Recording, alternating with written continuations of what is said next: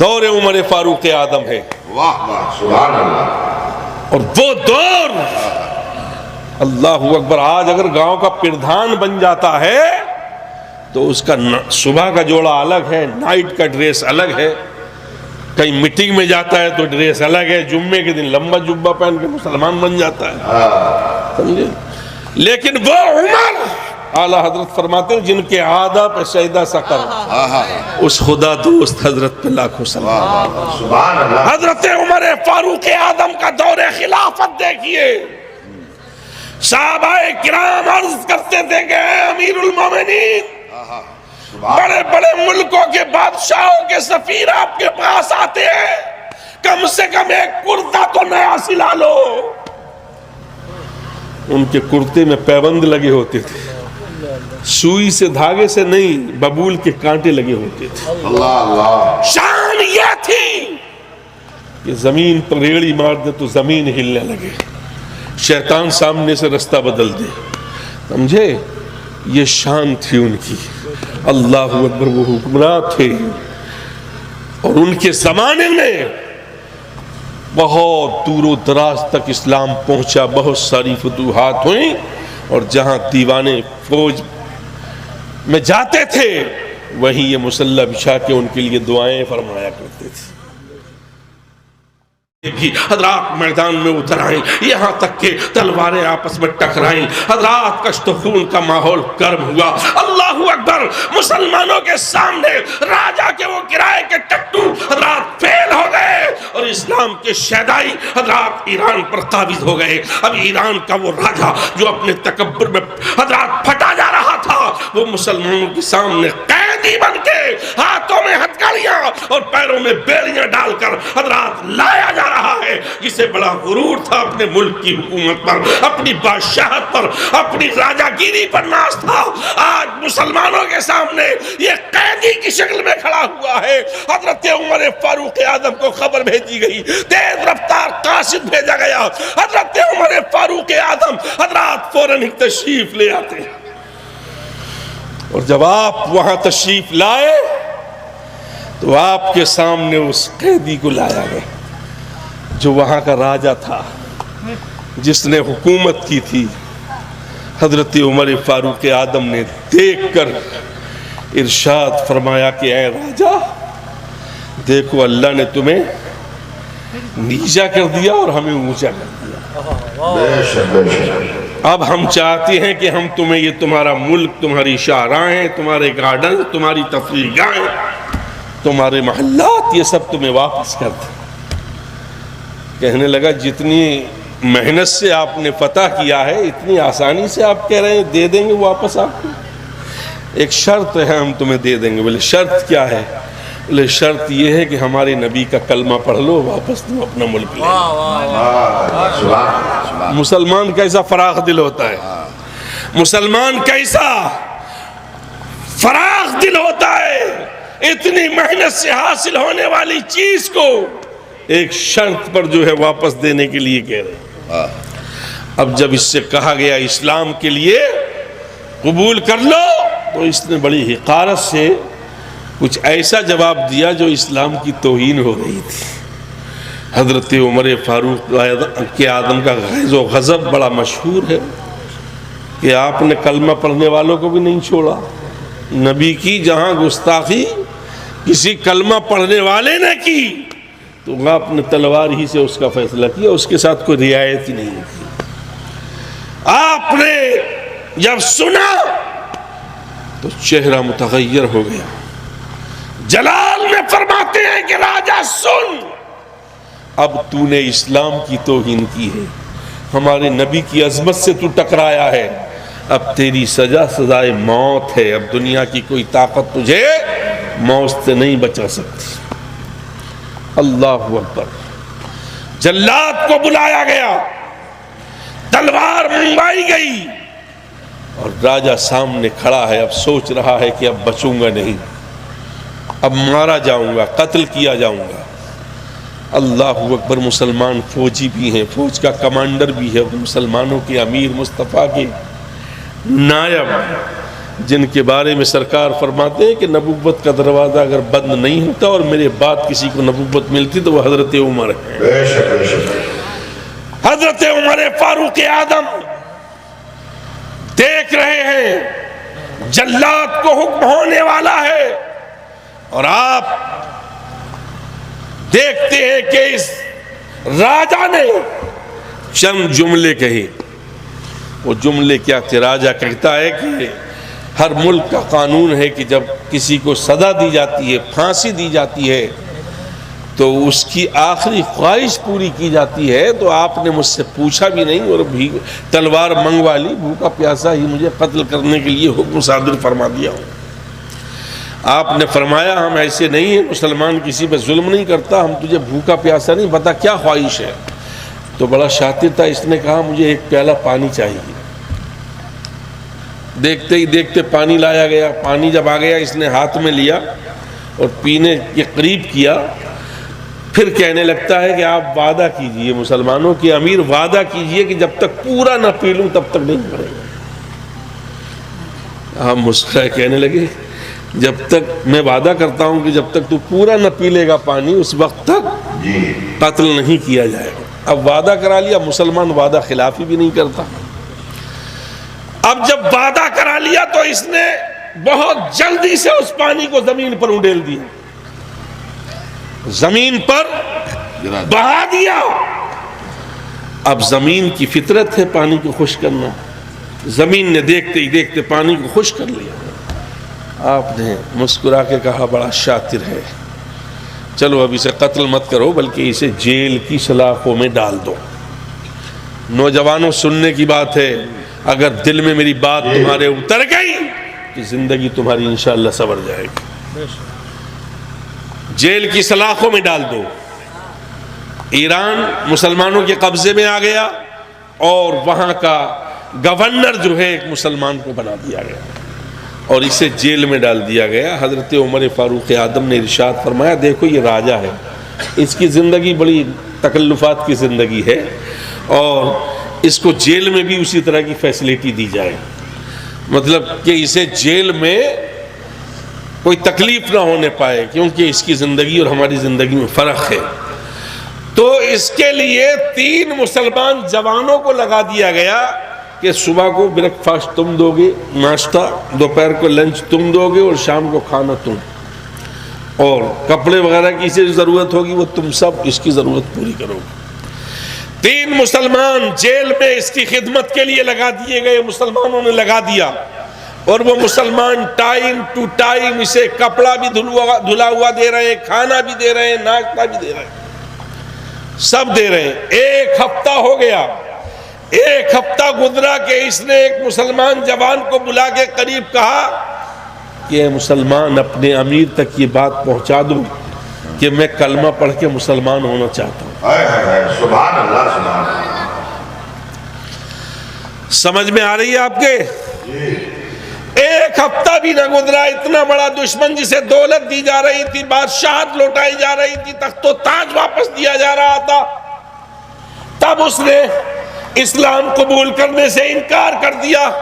اب 1 ہفتے ہی میں اس کے دل کی ایسی کایا پلٹی کہ کہہ رہا ہے کہ مجھے اپنے امیر کے پاس لے چلو، گورنر کے پاس لے چلو، میں کلمہ پڑھنا چاہتا ہوں. یہ خبر مسلمانوں کے امیر کو پہنچائی گئی اور مسلمانوں نے مدینہ حضرت عمر فاروق اعظم کے ساتھ سامنے یہ خبر پہنچائی. اللہ اکبر. وہاں سے حکم ملا کہ اسے مدینہ بھیج دیا جائے، ہم اس کی بات سنیں گے. حضرات اسے مدینہ بھیجا گیا، یہ مدینہ پہنچا. حضرت عمر فاروق اعظم نے اس سے ارشاد فرمایا کہ ہم تو تجھے تیری بادشاہت واپس دے رہے تھے، تخت و تاج واپس دے رہے تھے، تیری شاہراہیں، تیرے گارڈنز اور تیرے قلعے سب کے سب تجھے واپس دے رہے تھے.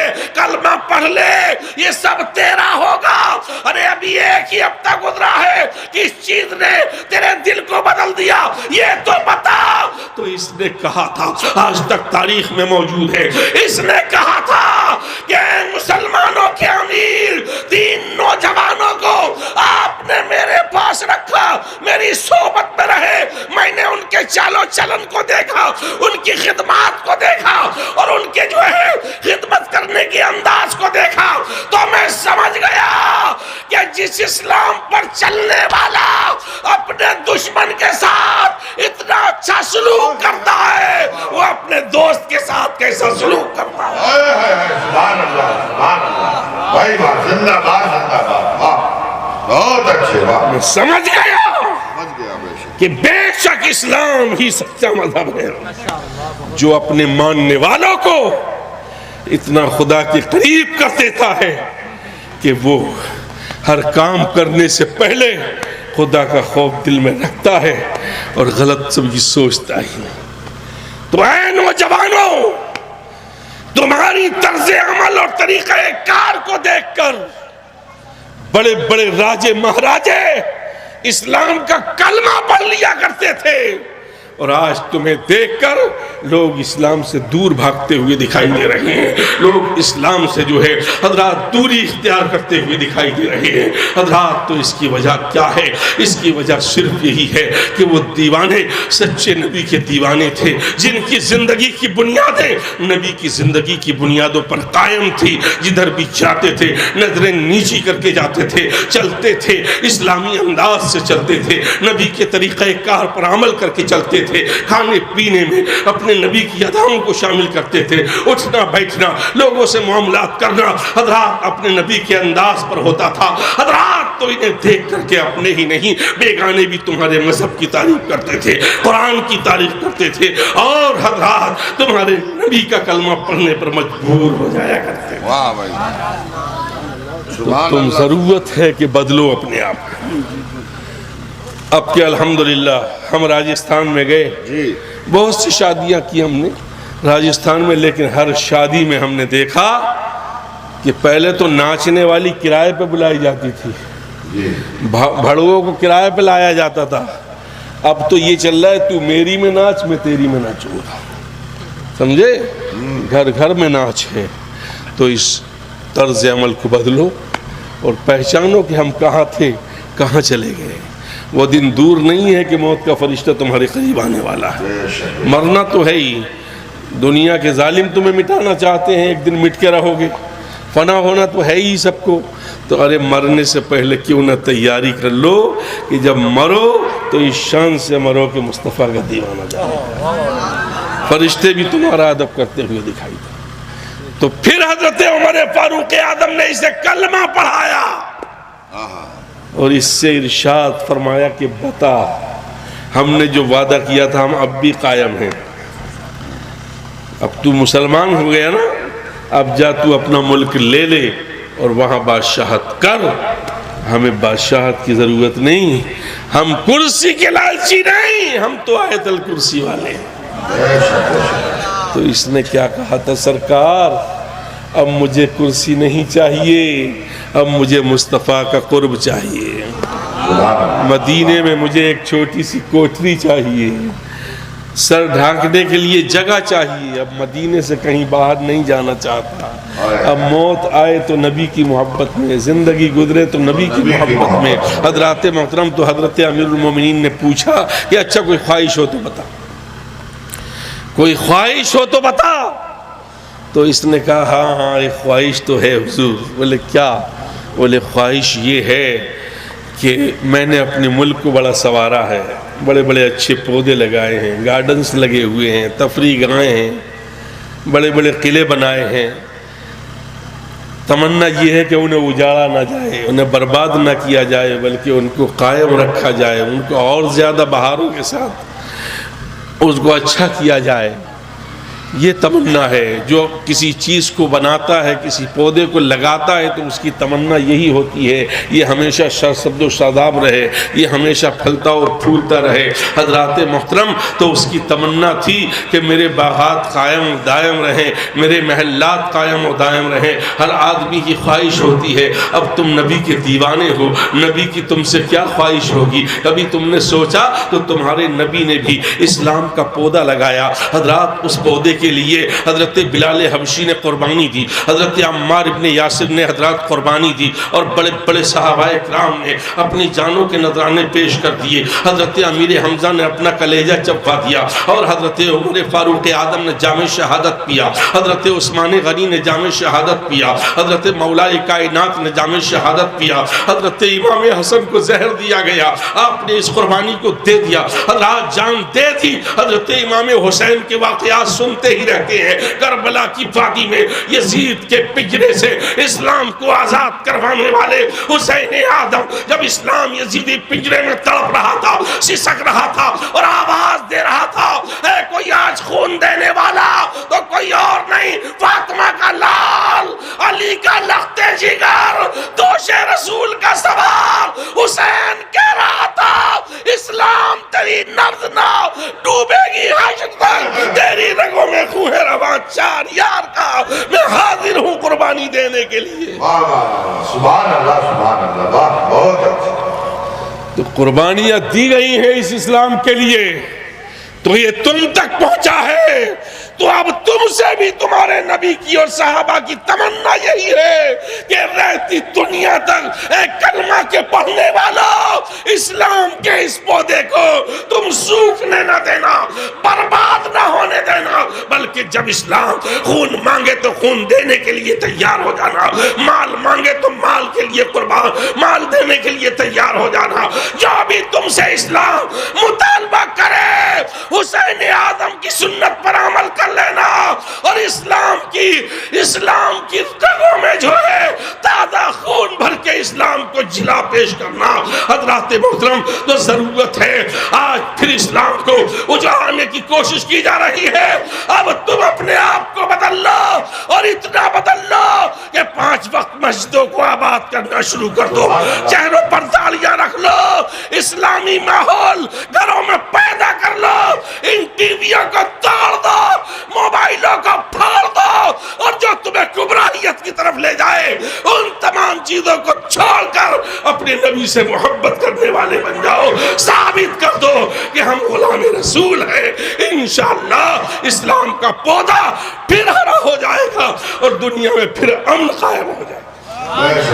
سبحان اللہ سبحان اللہ۔ اللہ کے قرآن کی جو آیت میں نے پڑھی تھی، والعصر، اللہ قرآن میں فرماتا ہے مصطفیٰ کے زمانہ کی قسم، ان الانسان لفی خسر، بے شک انسان گھاٹے میں ہے، خسارے میں ہے، لاؤس میں ہے، الا الذین آمنوا وعملوا الصالحات وتواصوا بالحق وتواصوا بالصبر۔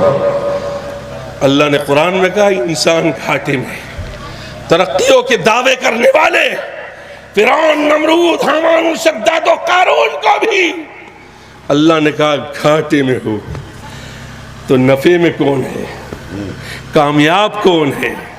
مکہ کا ابو جہل نہیں، نبی کے قدموں میں قربان ہونے والا بلال کامیاب ہے۔ قرآن نے کامیاب لوگوں کا انٹروڈکشن اس انداز میں کروایا کہ جاننا چاہتے ہو کامیاب کون ہے، الا الذین آمنوا وعملوا الصالحات وتواصوا بالحق وتواصوا بالصبر۔ کامیاب وہ ہیں جو اللہ اور اس کے رسول پر ایمان لائے، پوری زندگی اچھے عمل کیے، لوگوں کو صبر کی تلقین کی اور صبر کی وصیت کرتے رہے، وہی لوگ کامیاب ہیں۔ تو کوئی دولت مند کامیاب نہیں ہے، کلمہ پڑھنے والے کامیاب ہیں۔ تو ہم اور آپ کامیاب ہیں، تو اگر کامیاب رہنا ہے تو اپنے حالات کو بدلنا ہوگا، اور جس طرح ہمارے گھروں میں شادیوں کا ماحول ہوتا تھا اس سب کو بدل کر جناب ہمارے قطب الدین بھائی، معین الدین بھائی، نظام الدین بھائی نے جو شادی کے موقع پر جلسہ سجایا ہے، ان علماء کو بلایا ہے، ان کے نورانی چہروں کو آپ کو دکھایا ہے، آپ جو ہے یہی طرز اپنے اپنے گھروں میں لائیں تو انشاءاللہ ہر طرف جو ہے اسلامی ماحول نظر آئے گا، اور ہماری قوم نیچے سے اٹھ کر اوپر چلی جائے گی اور ہم کامیاب قوم بن جائیں گے۔ اللہ ہم سب پر اپنا فضل فرمائے اور اپنی نعمت و دولتوں سے ہمیں مالا مال فرمائے۔